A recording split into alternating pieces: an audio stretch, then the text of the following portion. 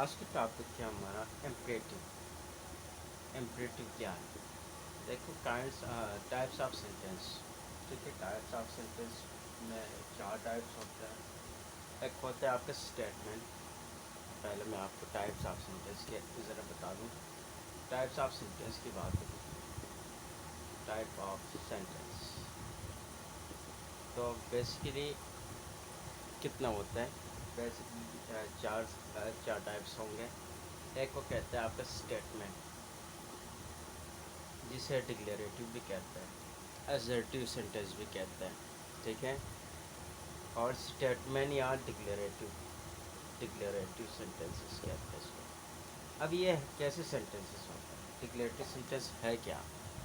अब इसमें यूजुअली क्या पाए जाते हैं? इंफॉर्मेशन पाए जाते हैं।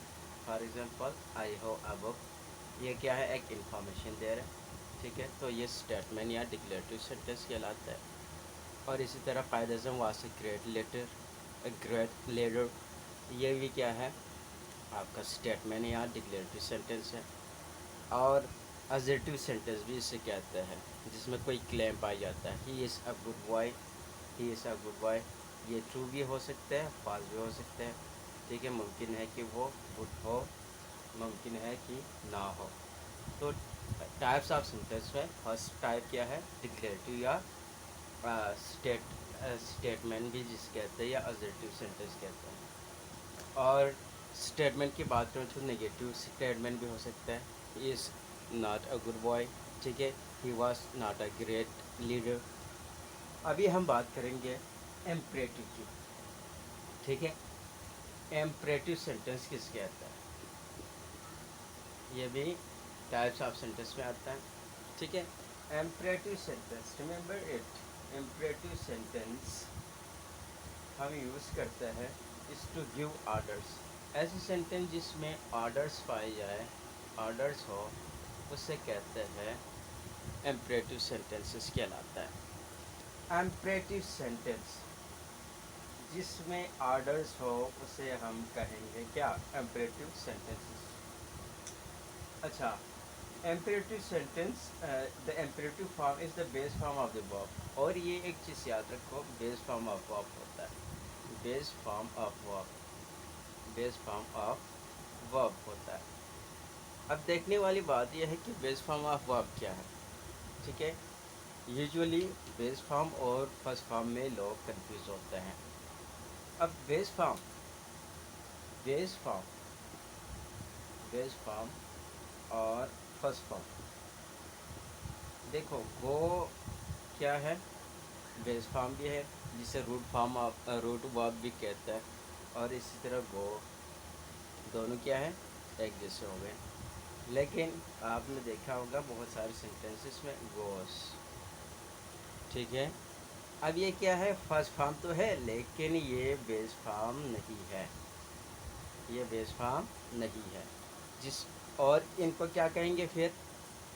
ऐसे वर्ब जिनमें ई एस या एस का एडिशन होता है, उसे हम कहते हैं S form, S form of verb कहते हैं इसको।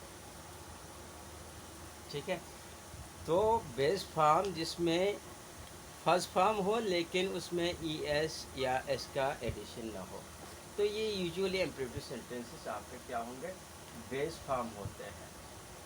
ठीक है, for example, come in, read, right, खेलो, कूदो, लिखो, सुनो, ये सारे क्या है? एक लिहाज से ऑर्डर्स है और इम्परेटिव है, और हमने फर्स्ट फॉर्म का ही इस्तेमाल कर लिया, यानी बेस फॉर्म का ही इस्तेमाल कर लिया। अच्छा, गो क्या है? जाओ। ठीक है, ये आपका इम्परेटिव सेंटेंसेस है। प्ले, ये बेस फॉर्म है दोनों। और जब हम बेस फॉर्म यूज़ करके सेंटेंस बनाएंगे, शुरू में हम लगा के, ठीक है, तो ये इम्परेटिव सेंटेंसेस बनता है। प्ले द म्यूज़िक क्या है? म्यूज़िक बजाओ। राइट क्लीनली, राइट नीटली, ठीक है, साफ़ सुथरा करके, खूबसूरत करके लिखो। यूजुअली जो आपके बड़े जो आपको ऑर्डर्स देते हैं वो सारे क्या है? इम्परेटिव सेंटेंसेस हो सकते हैं। तो इम्परेटिव सेंटेंस में हम यूजुअली बेस फॉर्म का इस्तेमाल करते हैं। अच्छा, फिर इसका नेगेटिव कैसे बनेगा? ठीक है, नेगेटिव बनाने के लिए हमें इम्परेटिव का डू का इस्तेमाल करना पड़ेगा, डू नॉट का, या सिंपली इसको अगर कहे तो डोंट का इस्तेमाल करना पड़ेगा नेगेटिव बनाना। ठीक है, और एम्फेटिक सेंटेंस बनाना है तो फिर क्या करना पड़ेगा? Don't play music, do not play music, music नहीं बजाना। ठीक है, ये आपका क्या है? इम्परेटिव है लेकिन नेगेटिव में है। ठीक है, डोंट का हम या डू नॉट का इस्तेमाल करेंगे जब इम्परेटिव का हम नेगेटिव बनाएंगे। और इसी तरह अगर इम्परेटिव का प्ले द म्यूज़िक, ये आपका पॉजिटिव सेंटेंस है, इम्परेटिव है। Do not play the music, ये क्या है? आपका नेगेटिव है, नेगेटिव इम्परेटिव है। और अगर एम्फेटिक बनाना है, एम्फेटिक ऐसे टाइप ऑफ सेंटेंस होते हैं जिसमें एम्फसाइज, जिसे हम एम्फसाइज के लिए यूज़ करते हैं। ठीक है, फॉर एग्ज़ाम्पल मैं सच बोलता हूँ, I speak truth, I speak truth. ठीक है, और इसी तरह अगर इसी का एम्फेटिक बनाना है तो क्या होगा? I do speak truth, I do speak truth. तो एम्फेटिक के लिए हम डू का इस्तेमाल करेंगे। ठीक है, I do speak the truth, मैं सच बोलता हूँ। ठीक है, मैं ज़रूर ये करता हूँ। ठीक है, तो एम्फेटिक के लिए आपने सुना होगा बहुत सारे सेंटेंसेस जिसमें हम डू का इस्तेमाल करते हैं। डू का एक यूज़ यही है, ये हम एम्फेसाइज के लिए यूज़ करेंगे। एम्फेसाइज के लिए एक हम यूज़ करते हैं डू का इस्तेमाल करते हुए। I do speak English, I do speak truth. ठीक है, जब भी एम्परेटिव में आपने एम्फेसाइज करना है तब आप यूज़ करेंगे डू का। अच्छा, एम्परेटिव का यूजेस क्या होंगे? फिर यूजेस, इम्परेटिव के यूजेस क्या क्या हैं? पहली बात, ठीक है, इम्परेटिव यूज़ करेंगे हम स्लोगन्स के लिए यूज़ करते हैं। स्लोगन्स में आपने देखा होगा। ठीक है, और एडवर्टीज़मेंट के लिए यूज़ करते हैं, एडवर्टीज़मेंट के लिए यूज़ करेंगे। एग्जांपल से हम समझने की कोशिश करते हैं। एडवर्टीज़मेंट के लिए हम यूज़ करेंगे, स्लोगन्स के लिए यूज़ करेंगे। अब इसी तरह सेव द रेन फॉरेस्ट, क्या ये आपका स्लोगन है? और इसी तरह पीटीआई का बड़ा पॉपुलर जो स्लोगन था, गो नवाज गो। ठीक है, ये भी क्या है? एम्परेटिव में हमने यूज़ कर लिया। ठीक है, स्लोगन्स के साथ हम यूज़ कर सकते हैं एम्परेटिव का। और इसी तरह एडवर्टाइज के लिए भी हम यूज़ करते हैं एम्परेटिव का। विजिट हिस्टोरिक प्लेस, ठीक है, ये क्या है? आपका एक एडवर्टीजमेंट। और सुनाओ, ठीक है, दुनिया को बता दो, साफ कह दो। ठीक है, ये सारे क्या है? एम्परेटिव सेंटेंस है और एडवर्टाइजमेंट के लिए यूज़ करते हैं। देन सेकंड, इसके यूज़ हम यूज़ कर सकते हैं इसको सजेशन के लिए, सजेशन के लिए और एडवाइस के लिए। सजेशन और एडवाइस के लिए भी हम यूज़ कर सकते हैं एम्परेटिव का। ठीक है, अब for example take a year, take take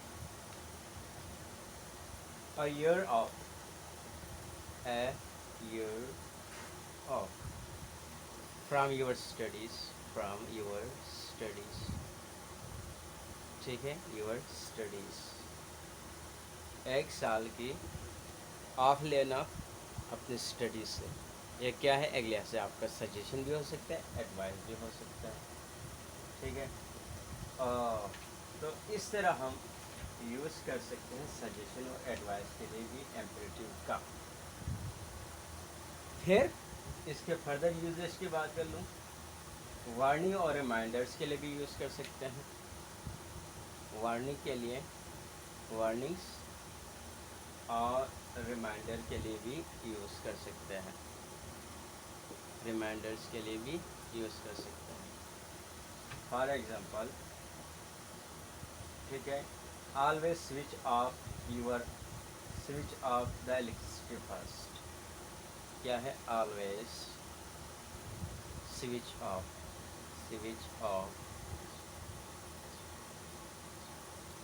ठीक है, द इलेक्ट्रिसिटी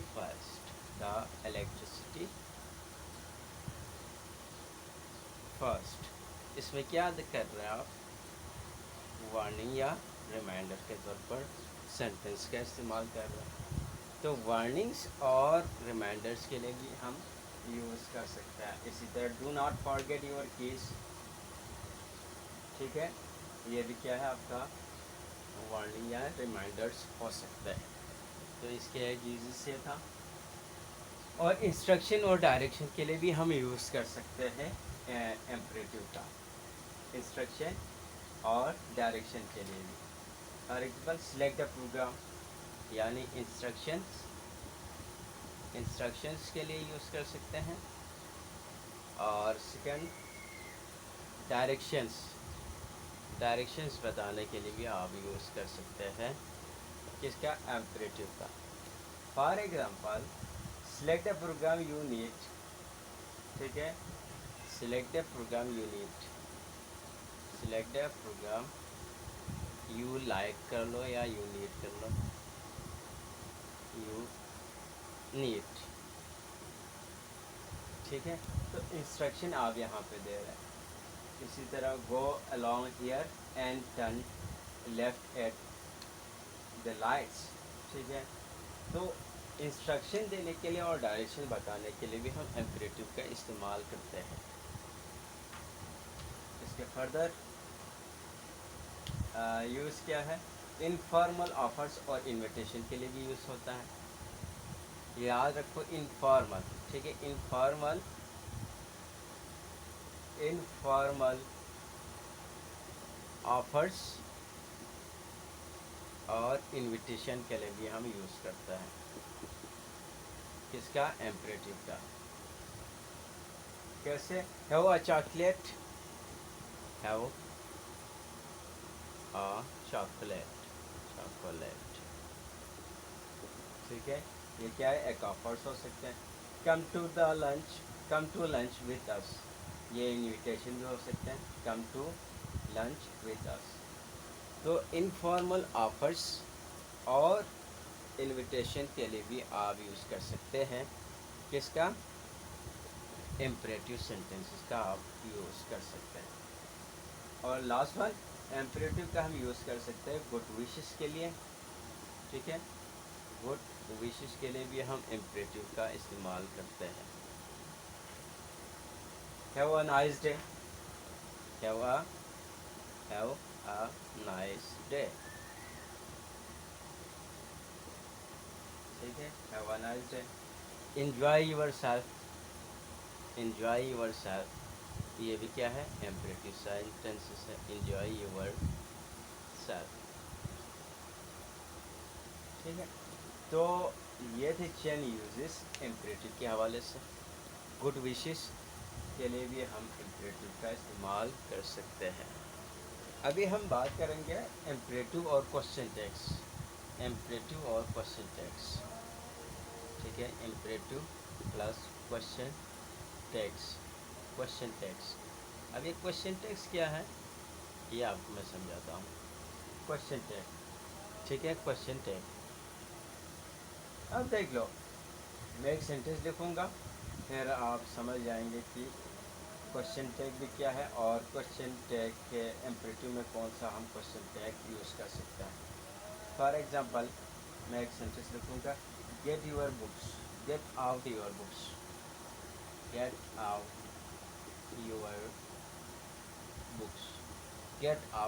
बुक्स, ठीक है। ये क्या है? आपका इम्परेटिव सेंटेंस है, गेट आउट योर बुक्स, ठीक है। आगे मैं क्वेश्चन टैग यूज़ कर लूँगा, get out your books, will you,